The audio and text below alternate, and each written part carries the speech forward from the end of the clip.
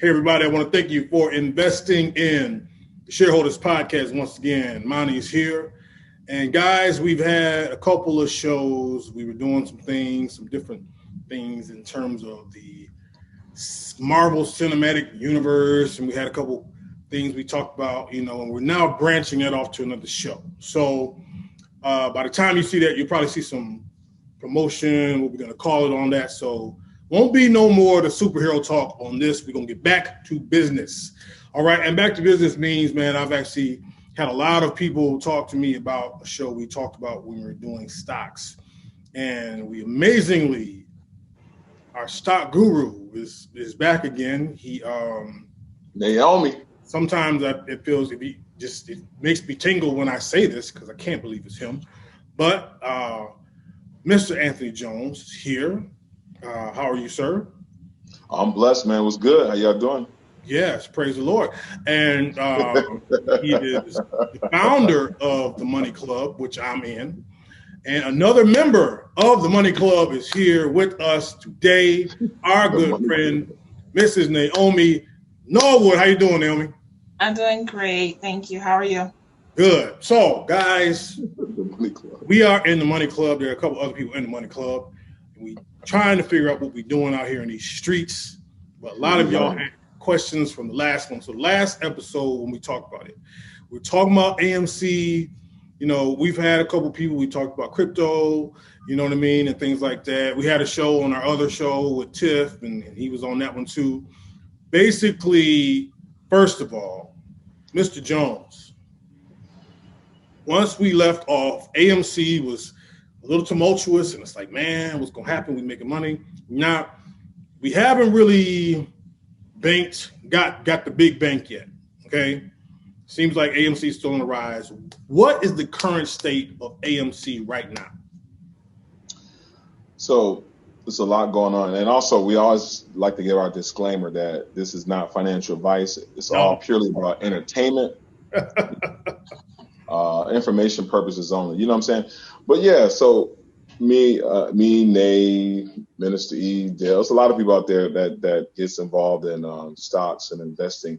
But what's actually happening with AMC, this has nothing to do with fundamental investing, nothing at all. This is purely a money grab, getting back at hedge funders for making billions and billions of dollars shorting companies for over, about almost 100 years now.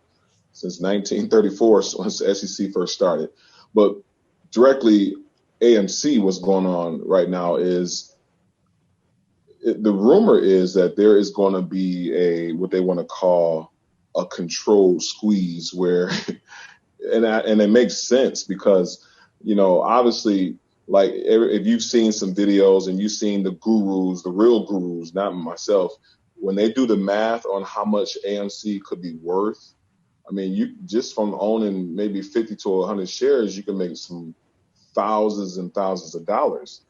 But that could potentially crash the market because, this is what I liken it to. And I don't know if it's appropriate. I just have to ask you, is it okay to talk about the TV show Billions?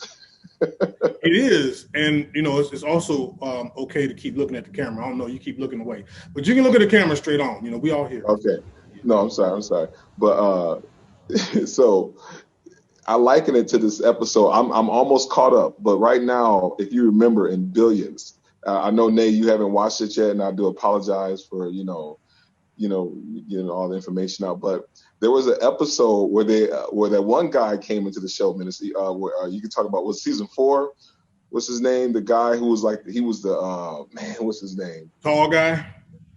Yeah, he was from Russia, the Russian dude. Oh, yeah, the Russian guy. Right, yeah. Yes. So basically, Axe Capital. I'm not going to use no names. I'm not name dropping because I'm not trying to get sued by nobody. So I'm not going to mention the real names of any of these hedge fund companies that's doing the short squeezes. I'm going to talk about Axe Capital because it's great. It's so parallel to what's actually happening right now. And so basically, hedge funders are going to have, and if they had to pay back all the money that they owe right now, it could potentially, because it's not just one hedge fund company that has a large short squeeze interest on AMC. It's multiple, almost maybe I think I heard like maybe more than 22 of them.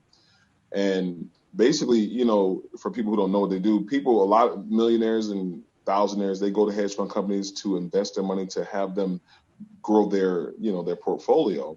But when you do that, just like Axe Capital, just like like Bobby Axelrod do, they basically control you. If you give your money to them and you want them to run it like that Russian dude, he's like, hey, listen, if you're gonna do this, I'm gonna have to kill somebody if something don't come through. If you don't pay my money and all that. So right now, what AMC is, it's so much money that's owed on the short interest. It would take this. It could really take. Everybody say, hey, stock can go up to $100,000 a share. I don't know if it's going to be that much, but it could potentially crash the market. And so to avoid that happening, they would have to do what people are saying. The rumor is the DTCC and all these other FINRA and SEC. They would have to allow the hedge fund. It's almost like a bailout, pretty much. They basically that's where I want you to get to, right? Because it's potentially the rumor is. I'm saying the rumor because we don't know for sure yet. But there have been, honestly, but you can look up online now, like even with Maxine Waters and some of the U.S. senators, they've already sent new proposals to Congress for new laws to control all the stuff that's going on right now. The system is not. It's like I say. It's like if we all try to get our money out of the bank right now. Banks ain't set up for that, so it'd be just like this where they're trying to figure out a way to survive it. So real quick, I want to ask, okay, so Naomi, how did you get into the AMC game to begin with? Well, I've always been interested in stock. Like I'm all about making money, extra money, wealth for my family. So when I missed the GameStop, I was disappointed because I knew nothing about it. So I started, kind of slowly gathering information and, hearsay. And then when I heard about AMC, I actually seen AMC a lot like pop up in like just different search engines when I would be like on Google or something. And I didn't really pay attention to it. But then the day I was like, let me just buy one share. And it was the day that it was at $29. And the next day it jumped to the 72. And I was so bummed again because I was like, man, I didn't go all in. Because usually I'm just like, if I'm going to do it, I'm going to go all in and just hope for the best. Pray for the best. So wait, that was the next day? Yes, the next day. I had only bought one share at 29. So I got in a little late, I guess, but it still was early. And then it jumped to the 72. And I was so disappointed. But now I bought at the dips and stuff. So I'm in it for the long run. I want to make some money. So is this your first time being in the stocks, or had you done any stocks before that? No, this is my first time.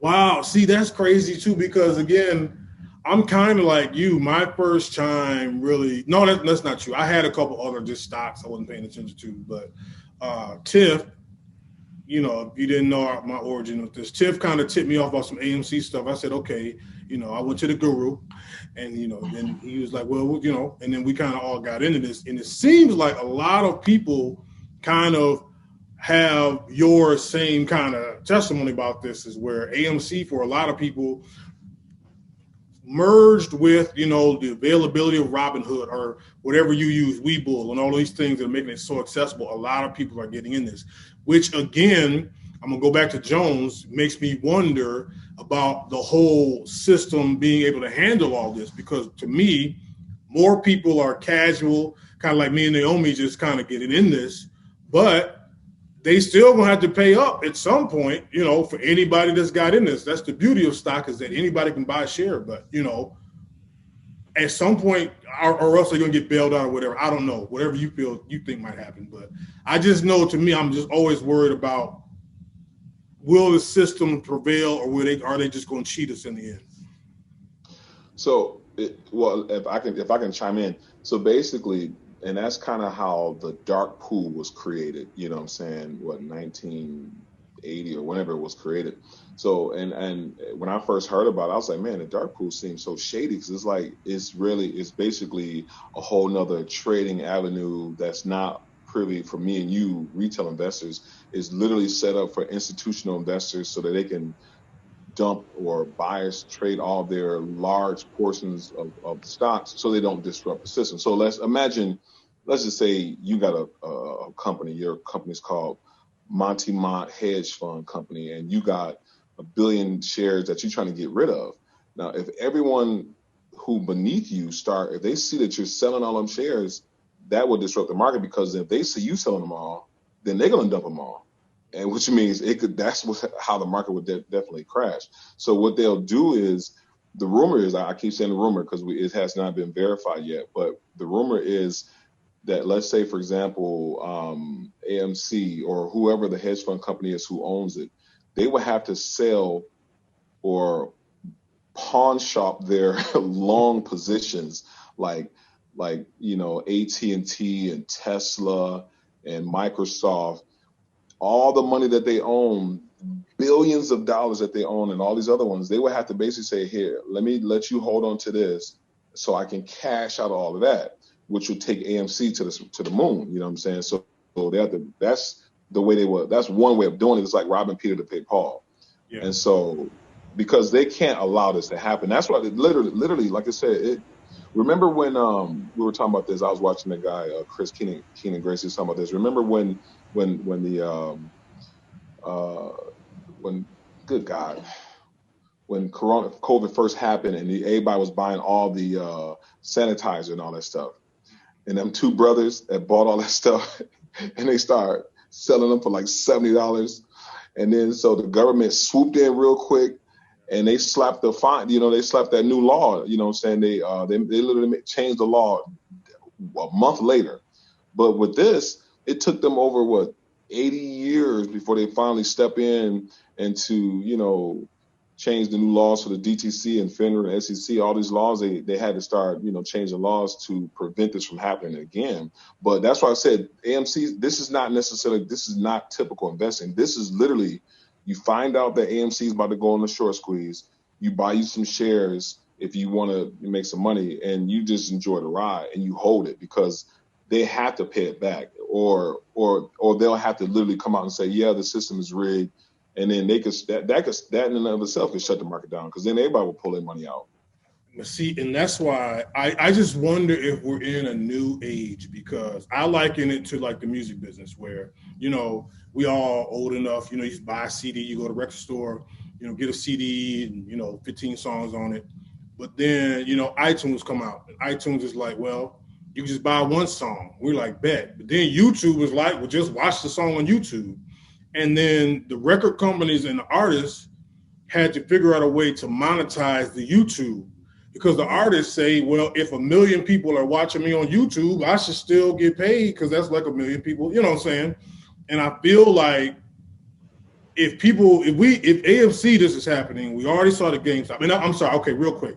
I want to get back to Naomi, because, okay, when did you hear about the GameStop? I heard a bubbling about the GameStop, but then I watched the documentary because I didn't know what was going on with GameStop. And I was like, all right, what does everybody keep talking about GameStop? And I watched that documentary on Hulu right afterward, which blew me away. Now, when did you first hear about the GameStop? When it had their short squeeze. I heard about it. I think I was reading articles about this lady who had bought her son. Her son was able to buy like some type of ATV or something off of his GameStop stock. And I was like, what is this going on? So I looked into it and stuff and read more about it. And I was like, man, people like literally put a little bit of money in and was able to make a lot of money on something that they thought was never going to potentially, I guess, boom like it did. So it was way back when it actually squeezed. I heard about it. So you were, and see, that's what I mean. Like in 1985, people had no idea what was going on in the stock market. People just doing things, they making moves. But to me, the information goes so fast now, and people can hear about things, and Twitter can get, oh, hold up, I just seen something move. You know what I'm saying? That's why I wonder if they're going to try to make some law or change some up, because you can't just hide stuff like you used to. Like you say, like Jones say, if there's a short squeeze or something, somebody going to tell. And if people like me and Naomi, we're not in the game that heavy, but we're going to be like, well, okay. You know, it's like Cedric the Entertainer said, you know, two people start running and then we all like, why they run? We all start running. So why they running? You know, get Lisa them, you know. So, okay, so now, Mr. Guru, what do you think then? We have the AMC. We've seen GameStop. What do you think could, well, I'm going to first ask you, do you think we could have another one of these? And if you think so, just speculating, what do you think could be another quote unquote AMC, perhaps? This was the whole rule changes, like with FINRA, the Financial Industry Regulatory Authority. They're coming up with new laws to prevent this from happening again. Oh, so they see. Okay, see, that's what I'm talking about. They will never. I mean, anything can happen, but they will never allow something like this to ever happen again, where it gets so out of hand. I'm saying, because to crash the market is like unbelievable. Like we've seen the market go down. You know, 2006 when the housing market crashed and everything it was so cheap and whatnot. But this here, I'm saying, it's like it's on a level where, like when they saying that the stock could go up to $100,000 based on the prices, you literally would have to look up like NASDAQ.com and see that it was over 700 million shares being traded that didn't even exist. I'm saying, like, how are you? And that's when they're doing all these technical terms and stuff that we don't even know about, called naked short selling and all that. You have to, when you do the research and do the math, you be like, man, they're gonna owe a lot of money on this. That's why it's like they will never let this happen again. I don't think this could happen again on this level. You know, they'll set too many more rules in place. But at the same time, remember that one movie after the housing market crashed, and then at the end of the movie, it said they figured out another way to do something. They'll figure out other ways to make money, of course. That's why, you know, with the dark pool, they can still trade on there and they can still make money. They'll keep making billions of dollars. Hedge fund companies going to always make money and whatnot. But I don't think it'll ever get to this level where they was hoping that AMC's going to go back to $3. And it's up. It's up right now. It's up over 600%. So, right. But that ain't even where it's going to go. Just in case if somebody's just watching us for the first time, what we're talking about as well is that these hedge fund companies were betting on AMC to go way, way down. But people started really getting into it and it's going up. And now these hedge fund companies have to pay up and pay up a lot. And like he was saying, robbing Peter to pay Paul. It's like, you know, playing Monopoly. And like that one person got Boardwalk and everybody keep missing Boardwalk, but all of a sudden you land on it and they got a whole hotel. Now you owe them like $1,500. You like, you got to sell your properties off and stuff. They not going, they don't want to do. That's kind of what it's That is a great analogy of what's happening right now. Yeah, really. You know, and so what Jones is saying is like, now the powers that be will just change the whole monopoly rules so that now if you land on Boardwalk, it ain't going to be as bad, you know, because they're trying to protect these hedge funds. So I want to ask both of y'all then. Now, you know, Jonesy, you kind of told us your style. You know, you like to buy the dips. You know what I'm saying? You know, dip it on down, get a little bit, let it up, dip it on down. Swing trade. Yeah. Swing trade. You know, I like to call it the dippity dip. Now, Naomi, do you have a goal? Like, are you like, man, if this AMC hit such and such, I'm out? Or are you a dippity dip, or are you just like, I'm gonna ride it, and if it gets to here, I'm out and I ain't thinking no more about it? I am riding it out. I don't know like what the amount I'm wanting to like pull out at. I actually have my shares on Robinhood, and then I have it on Cash App. So I only have like 16 on Robinhood, and majority of my shares are on Cash App. Just in case that when that time comes, if Robinhood does like how they did GameStop, they stop the selling and everything and you're just stuck. So I kind of split mine between the two, but I do kind of have like a limit in mind. I'm not exactly sure what it is yet, if I'm fully invested in pulling out at that amount, but I know I am going to keep a couple in just in case it does go to that potential 100,000 or 500,000 that they say. Maybe like 3 or 4 shares in. Yeah. See, but I don't take out. I just leave it in. Yeah, so you're not really okay. Which to me, when I have very, very limited resource and knowledge, y'all, but it seems to me that the experts kind of say just don't try to don't panic, don't just, you know what I mean. If you really want it to be long term like that, I try to treat it like, you know, a fifth grade girlfriend, to where, you know, when you're in fifth grade, you don't have much. You can't go really on dates. You only see each other at school, and you pass a couple of notes. Not when I was in fifth grade, not these fifth graders now. You know what I'm saying? That's all. You ain't got no money. You know, maybe y'all go to the basketball game. That's about it. You know what I'm saying? Because I don't want to fall in love with this. Because if I fall in love with it, then I'm gonna be really losing my mind on every day. I keep it just at arm's length. When I see it, hey, what's up? Okay, let's go to the cafeteria. Let's go get some pizza. That's it. Because if I get too deep into it, then I feel like I will start trying to pull out and panic. That's why I really try to be cool with it. Now, Guru, we know you're more deeper into this. So now, for the few people that might be deep into this as well, give us your strategy just on, first of all, AMC, because we're going to talk about the bigger stocks, the other stocks in a minute. But just your AMC strategy, what we say when you buy on the swing. What is that? So I will admit it is risky to do swing trades on AMC because you never know when the run-up is going to happen. But I do gamble when I do that, because when it ran up to like $60 a share, I put my stop loss on it because I'm like, it's going to go back down. It doesn't have what they call a resistance. You know, stocks have resistance levels. So like if it hits $20 and then it teeters at 20, 21, all that, then it goes to 30 and it does that, and then 40. So once it hits 60, it wasn't stable there and it dropped down. I already had my stop loss in place so that you don't want to lose your gains. You're either gonna take your gains or you're gonna put your stop losses on there, or, you know, whatever you want to do. So I will swing trade it, and then it dipped down, so I kept my gains so that you stay up. But you could gamble that way because let's say, for example, you do a stop loss, it dips down, but then it shoots up to $200 like GameStop did. Now you trying to herb and buy back in real quick, and then the platform that you're using might hold your orders, your order flow, because if once it hit like 200,000 million people trading at the same time, then they can't control it because they have to answer to the whoever the hedge fund companies or whoever's backing them. So that's why that happened to Robinhood with GameStop. So I'll take the risk and do it only because I make money in between. You know what I'm saying? But at the same time, I won't sell to zero now. I'll sell just enough so I can keep taking profits. And if it dips down, I'll buy back again. So I know somebody gonna be mad when I tell them that because I tell them I'm holding. Right. See, there's schools of thought with that. Some people hold it, some people actually do that. So,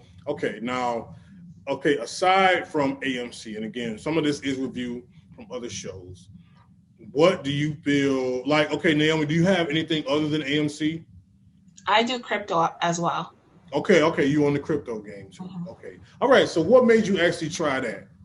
My dad is into like stocks and crypto. So he told me about, I'm in, Ethereum Classic. I have majority of mine in there. And then I have the ADA also that I put into. Okay. Now, guys, we talk about crypto. We talked about crypto a little bit I had Eric Green on, and then Jonesy came on as well. So now you're in the crypto too. As well, Jonesy, right? You still got your crypto? Well, I have a very small portion in crypto because crypto market did hit a crash, and it's purely based on popularity. It has nothing to do with, it's not based on any product or anything like that. It's purely based on if the people want to buy a certain coin or currency, you know. So I don't have a large position. I still own some Dogecoin, and I still own some, I got some free Bitcoin and whatnot. But as I see, you know, just like the other day, Elon Musk sent out a tweet, or he was on video with him and Kathy Wood and the owner of Twitter. They were all having a meeting, and he admitted that he owns Dogecoin again, and then Dogecoin kept going up again. The moment he mentioned it, it goes up. So that stock is not based on, nothing solid that you can hold on to like a bottle or some product.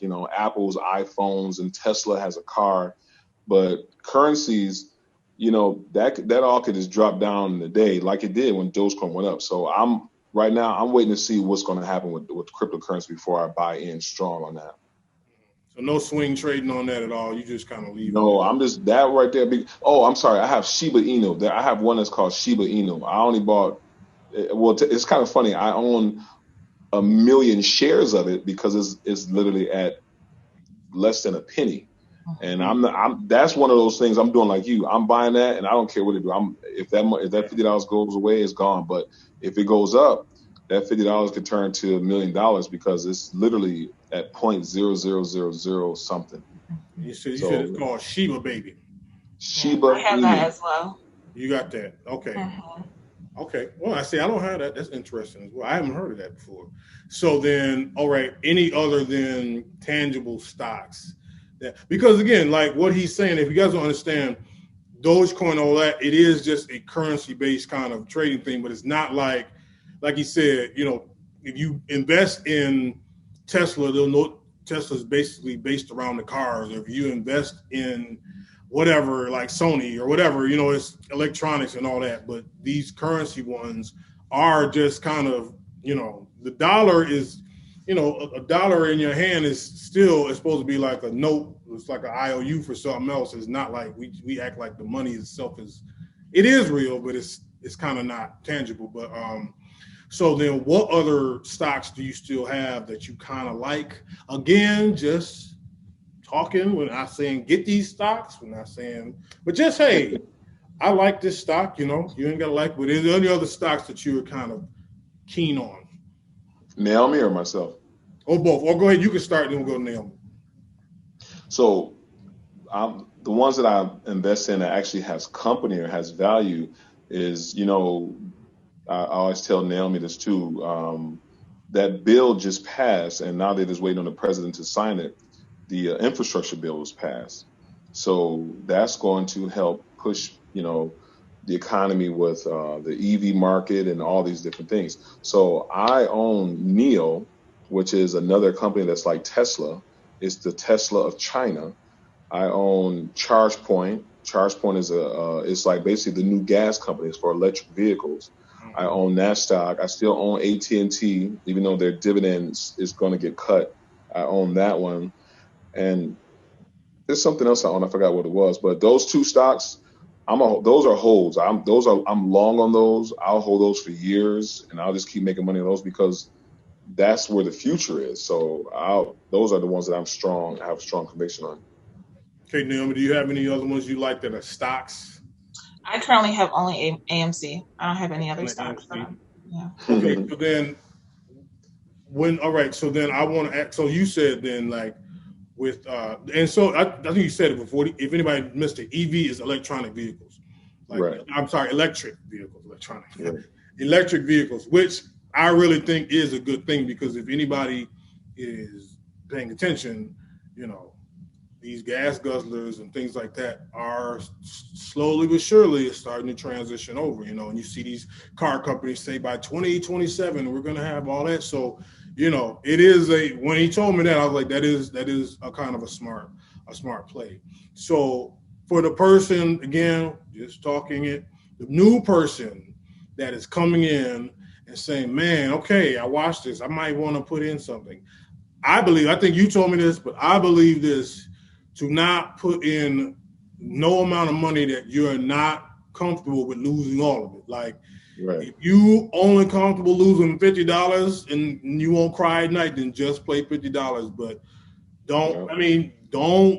I believe that. Now, if y'all some big spenders, y'all better than me, but that's what I say, is that's why I don't sweat about the money that I put in there, because I'm willing to, if everything crumble, I'm okay. But you don't want to be putting the bill money on some stuff. I believe that, but some people be doing that and thinking they day traders. But that's how I roll. I'm assuming that's how y'all roll. Mm-hmm. Yeah. Well, Yes. Also, too. Go ahead, Naomi. I'm sorry. Also, too, the reason why I hold is because I know if I sell when it goes down, I'm losing out on, potential money. So that's why I'm more like a long holder, so I don't lose out when those dips happen on, days that like it's lately been in the market for AMC has been down. Yeah, yeah, and it just because then you kick yourself too. You know what I mean. It's just better to just. But go ahead, Jones. What was you saying? No, I was going to say that when you're investing, when you control your own portfolio, I mean, it's not a matter of like, okay, the school of thought really is, yeah, when you want to invest, only invest the amount of money you want to lose. But basically, let's say your job has a 401k and you're already paying into that. They're paying into the stock market. It's the same thing. It's just that you don't necessarily see the portfolio. You might not log into your works trading app and see what they're investing in. So, and what this is, you still can invest the hundreds, thousands, millions, or thousands of dollars that you have. You just have to know how to have stop losses in place. And then you have to watch the market daily. And then you have to you can invest in companies that are more so blue chip companies. So it's not so much that if you going to invest in the stock market, you have to fear that you're going to lose all your money. That's wisdom. Yeah. That's why they have stop losses. But what I'm saying is that there are a lot of companies that are that's been around for years. You know what I'm saying? Like we talked about Apple and Nike and all those companies that's been around for years, Coca-Cola. All these companies are pretty much probably not going to go anywhere. So you could technically, unless it's like, the great apocalypse happening, you'd be like, oh, I'll put your money out. Then at that point, it don't even matter. But so yeah, you know, it's you can still invest a large chunk of your money into the market. You just want to at that point you want to start looking at what types of companies you want to invest in. But when we started investing in, like when me and Naomi and other people started investing in a cryptocurrency, that was pure hype. That had nothing to do about fundamentals. Dogecoin, when I bought Dogecoin, it was like 7 cents, and then it jumped to 20 something cents, and then it jumped to 60 cents. That's crazy. That's not how it normally works. And then I sold it, took some gains, and it dipped down, took some losses. So I took some gains and some losses, and I sold out of it. That right there is not the typical fundamental investing. But there are ways you can definitely invest your money and put a large amount or a small amount. It's just up to the person. Well, yeah, and that's a good point. Like if you have money in Coca-Cola, I mean, if somehow, some way Coca-Cola goes bankrupt, we all there's something big would have happened that's going to affect a lot of other things too. Like there are some safe ones. Now, again, like he's saying, Coca-Cola, you're not going to get no AMC jump. What's happening. That's why AMC is such a big story, because it's not normal. Like a lot of these, and when somebody broke it down to me, and it was like, okay, you're going to keep your money in the bank. You know what the bank is doing with your money. Your bank is just investing your money for you, and they just reaping the benefits of it. So, what's the difference? And like he said, there are some safe places you can put them in, stop losses. Facebook, these big companies. Again, those are long plays. You're not putting in $10 and getting $1,000 back tomorrow. It don't work like that. But it is a safe bet. So as we finish this up, Guru, tell us how to get rich. Buy AMC. No. Listen, for anybody, like you said, if you want to invest, let's say it this way. If you're looking to make some money because you know about the short squeeze, AMC is literally the place to put the money right now. If you look on all these market websites, they have to show you what their markets are doing, what the hedge funds are doing. They just recently bought some hundreds and hundreds of shares on the AMC. They know what's happening when they do stuff. When Bobby Axelrod is buying something, that means something's about to happen. So I'm putting a larger portion of my money in AMC because they have to pay the money back. So for me personally, I'm not telling you what you should do, but I'm saying for me, I'm putting my money in AMC. So, okay, Naomi, then are you going to Are you going to do like him and maybe sweeten the pot a little more in your AMC pot? Are you at some point like, okay, I like this, let me add a little bit to it? Or are you just like, I'm good, I'm going to just wait with what I got? Yeah, I actually did. I bought last week when it dipped down, I think, I don't know if it was last week or a week before when it dipped down to 30. I bought in some more at 30 and then went up to 32. So, like, instead of me buying all in at once in a day, I'll pay attention to see the different plays that it goes, if it goes up or down, and buy in. Currently, I'm waiting to see if it dips a little bit more, and I may buy in, but it just depends. Yeah. Yeah, I'm like you. I think the next dip I'm going to put a little bit more in, because I keep, even what Guru keeps saying, like, they gotta pay this money back, even if they make new regulations. Okay, that's fine. Make regulations on this other junk, but hey, dirty, baby, I got you. That's all I know. So hey, man, like, regardless. So if you want to just dip your toe, the beauty of, and again, for me, like I said before, what turned me off initially with stocks years ago, I didn't want to pay no broker every time I wanted to do something with my money. Like, I hated that concept. So people, there's Robinhood, there's Webull, Cash App. I didn't even realize Cash App till probably like a year ago. I'm like, yo, you could do this on Cash App. There's so many ways you can safely just put a look. You ain't got to know, it's no funny business. Just, put in your information like everybody else, and you can just try it and see safe. And right now, what is happening with AMC, like Jonesy said, it's probably never going to happen again. So this is a good way to just practice, put a couple ducats in, see what goes on with it. Okay, so anything else for our listeners? As a matter of fact, listeners, I want y'all to, because you've been saying a couple of words, short squeeze, hedge fund. I want y'all listeners, that's your homework. If you don't know them terms, look them up. Okay, before you get in the game first. Hedge fund, short squeeze.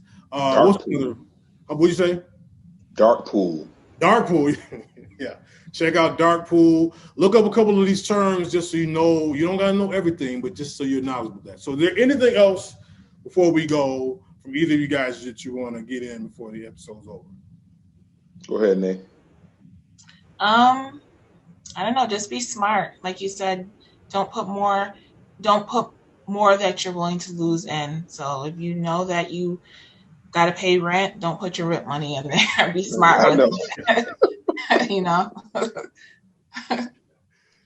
It's risky, but be smart with it and educate yourself. Have some sort of understanding of your own, not just based off of what we're saying today. And I'm not even saying much, but have some type of understanding of your own. And what I love, that's Chris. There's the guy. What's your guy? Chris. Chris Sane. Chris Sane. What I like about Chris Sane is, if you look back through his old videos, he's showing you exactly what he's doing. You don't have to do what he did, but you can see. Okay, he put in this, and it ain't no excuse to not learn with YouTube, y'all. YouTube, so many people already doing. I wish I'd have seen this brother at the pandemic, because he'll tell you what the number was January 2020. He's like, I'm putting in on this, and you see where it is now, and you're like, oh my God. So you like, that's I know. Yeah, Jonesy, anything else? Yeah, I mean, the same way like Naomi said, be wise with your investments. AMC is just a run up right now. It's just a good time right now, and it's not too late. People thinking, oh, is it too late to buy an AMC? No, because the squeeze has not even happened yet. So, you know what I'm saying? But for me, like, what I do is kind of cool because I get tips on my job. So I can use free money pretty much and invest my money. So I'm stacking. Okay. No, go ahead. All right. No. I mean, I was joking. I'm like, if I was saying, if the tip people listen, they ain't gonna give you no money. Oh, no, it's all right. Sure, But yeah, so who's the next? Just invest wisely. But so guys, there you go. Again, I'm hoping this is helping. A lot of people I was surprised how many people have come up to me and said they enjoyed this. If you keep going, listen, man, Mighty Sharp Network, we always trying to spin off shows, y'all. We always trying to spin off. I already told you we spinning off our little pop culture movie show. We got that coming. But if y'all enjoying this, if you want more, let me know, because we'll give the Money Club their own little show. They just come on and talk, man. I ain't got to be here for all of that. They know what they're doing, and let me know. Because man, we're all trying to just, give a couple more dollars. We want that income, that passive income coming in, man. I'm trying to, like they say, man, I want to sleep and the money making money for me. You know what I'm saying? That's what we're getting. So guys, thank you so much for joining me. Naomi, Jonesy, this is the Shareholders Podcast. You know where to find us at, of course, Mighty Sharp Network. Please like, subscribe, man. I need the subscribers. I appreciate you guys very much for sticking with us. We will be back next week. Maybe some more stock talk, some other things, man. I got more guests coming up as well. So always, always, always, people, be blessed. Stay sharp. Thank you, guys. I appreciate it. All right.